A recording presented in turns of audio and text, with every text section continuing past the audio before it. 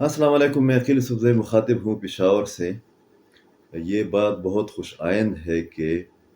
International community, خاص کر اقوام متحدہ، قطر اور سعودی عرب کی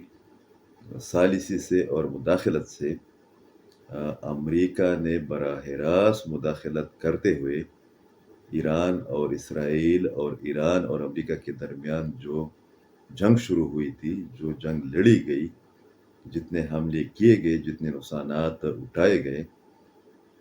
اس جنگ کا خاتمہ سیز فائر کی شکل میں ہو گیا ہے۔ پاکستان کے وزیر اعظم شہباز شریف صاحب نے اس معاہدے کے بعد یا سیز فائر کے اعلان کے بعد ایرانی پریزیڈنٹ کے ساتھ ٹیلی فونک رابطہ کر کے ان سے تفصیلی تبادلہ خیال کیا، اور جو ایرانی اور پاکستانی میڈیا کی رپورٹس ہیں ان کے مطابق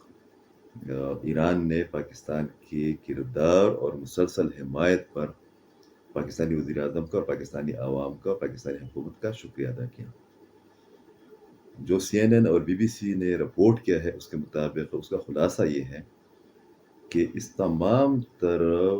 ایپیسوڈ کے دوران، اس تمام تر جنگ کے دوران، مجموعی طور پر طاقت کے توازن اور اتحادوں کی شکل میں جو صورتحال بنی ہوئی تھی، اس میں نتیجے کے طور پر ایران کا پلہ بھاری رہا ہے۔ جس طریقے سے ایرانی قوم نے، ایرانی حکومت نے امریکہ کی اشرباد سے جنگ شروع کرنے والے اسرائیل کے خلاف مزاحمت دکھائی، اتحاد دکھایا، وہ یقیناً ایک خوش آئند بات ہے۔ اس سے پہلے مئی کے مہینے میں انڈیا اور پاکستان کے درمیان جو جنگ چھڑ گئی تھی، وہ 70-80 گھنٹوں کے درمیان امریکی مداخلت اور ثالثی اور کوششوں کے نتیجے میں، سیز فائر ہی کے نتیجے میں ختم ہو گئی تھی۔ پاکستان کے لیے یہ 2 مہینے کافی کٹن رہے ہیں، مگر جس طریقے سے پاکستان نے محتاط انداز میں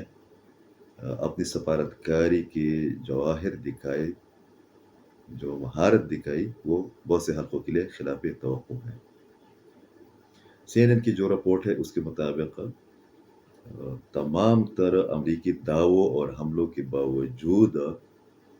سی این این کی رپورٹ کے مطابق امریکہ کا ایٹمی پروگرام جاری رہے گا، اور جن ایٹمی ریکٹرز کے بارے میں امریکہ کے دعوے ہیں کہ ان کو تباہ کیا گیا ہے، سی این این نے اپنی رپورٹ میں کہا ہے کہ وہ چند ہفتوں یا چند مہینوں کے بعد دوبارہ فعال ہو جائیں گے۔ اسی طریقے سے سی این این کی ایک رپورٹ یہ بھی ہے کہ صدر ٹرمپ نے جب یتن یاہو کو، جو کہ اسرائیل کے جارح وزیر اعظم ہیں، ان کو فون کیا اور انہوں نے کچھ مزاحمت دکھائی، تو صدر ٹرمپ نے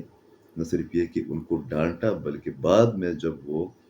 بات چیت کر رہے تھے میڈیا کے ساتھ، تو انہوں نے آن دا ریکارڈ میڈیا کے کیمروں کے سامنے اسرائیل کو گالیاں بھی دی۔ یوں یتن یاہو کی قسمت میں یا اسرائیل کی قسمت میں پہلی بار یہ دن بھی ان کو دیکھنا نصیب ہوا ہے، یہ بے عزتی اٹھانی پڑی ہے کہ کسی امریکن پریزیڈنٹ نے ان کو کھلے عام آن دا ریکارڈ میڈیا کے سامنے گالی دی ہے۔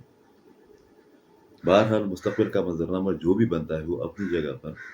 مگر پاکستان کو جو مشکلات درپیش آ رہی تھی، پاکستان پر جو پریشر تھا، جو فیک نیوز کی بھرمار تھی کہ پاکستان امریکہ کے کہنے پر ایران کے خلاف استعمال ہو رہا ہے، پاکستان پر وہ پریشر کم ہو گیا، بلکہ ایرانی وزیر اعظم نے اور ان کے باقی حکام نے، صدر نے آن دا ریکارڈ پاکستانی حکومت، پاکستانی اسٹیبلشمنٹ، پاکستانی عوام کا شکریہ ادا کیا ہے۔ اب آتے ہیں ایک دوسرے والے ایشو کے اندر کہ پاکستان کے اندر ایک بار پھر حملوں کی تعداد میں اضافہ ہو گیا ہے، اور اس سلسلے میں ٹی ٹی پی نے ایک رپورٹ شائع کی ہے، اور اس رپورٹ میں کالعدم ٹی ٹی پی نے دعویٰ کیا ہے کہ خیبر پختونخوا کے اندر انہوں نے گزشتہ ایک ہفتے کے دوران ریکارڈ تعداد میں حملے کیے ہیں، مگر دوسری جانب فورسز کی کارروائیاں بھی جاری ہیں، اور کل جو سراروغا کا علاقہ ہے جنوبی وزیرستان کا، وہاں پر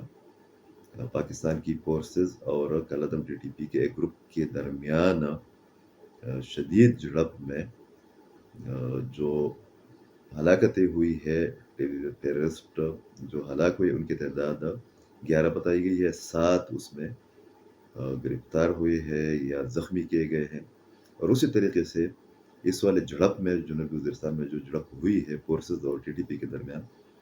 اس کے نتیجے میں پاکستان فوج کے ایک میجر اور ایک لانس نائک جو ہے نا وہ بھی شہید ہو گئے ہیں۔ میجر کا تعلق میجر معیز ان کا نام ہے، وہ چکوال سے ہے، 37 سال ان کی عمر تھی۔ اور جو جبران اللہ ہے ان کی عمر 27 سال تھی۔ لانس نائک وہ بنو سندھ کا تعلق ہے۔ آج ان کو سرکاری اعزاز کے ساتھ، فوجی اعزاز کے ساتھ سپرد خاک کیا جائے گا۔ بہت شکریہ۔